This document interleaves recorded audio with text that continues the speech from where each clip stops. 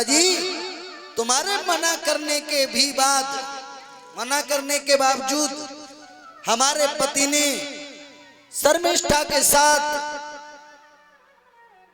रमण विहार किया। उसी समय ब्राह्मण देव को क्रोध आ गया, हाथ में जल लिया और कहने लगे, अरे भोगी राजा याति, मैं तुझे श्राप देता हूं, जा तू बुढ़ा हो जा। अब तो महाराज याति के ऊपर बुढ़ापा आ गया। देवयानी वहां से जब आई, देखा तो एक कमरा में बैठे खुल्ली खुल्लू परी डरी।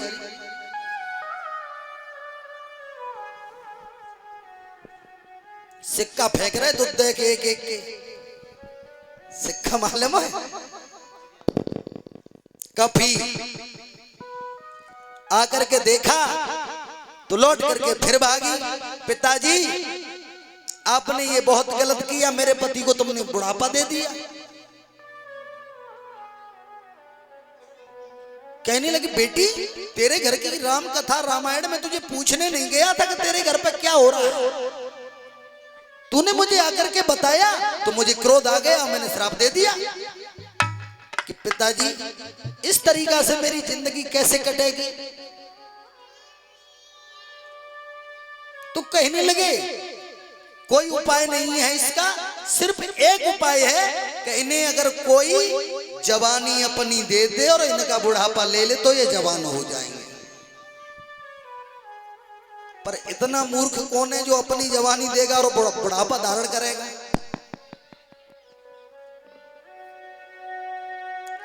सबसे पूछ लिया, सभी रिश्तेदारों में सबसे पता कर लिया, किसी ने हामी नहीं भरी। सबने मना कर दिया, हम जवानी भैया क्यों दे। जो शर्मिष्ठा का सबसे छोटा पुत्र था कुरु, वो कहने लगा, पिताजी आप जवान रहना चाहते हैं तो हम तुम्हें अपनी जवानी देंगे। उन्होंने कहा, पिताजी मेरे जीवन की ओ बबुला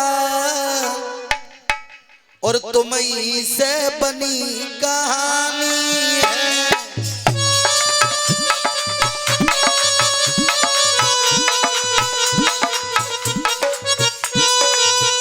बोला, मेरे जीवन की ओ बबुला तुम्हीं से बनी कहानी है।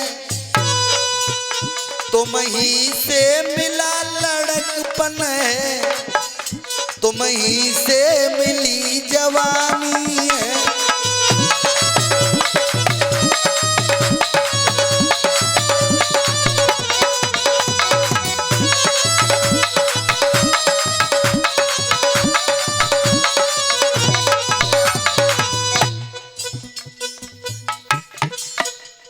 कहने लगा, पिताजी आपसे ही मुझे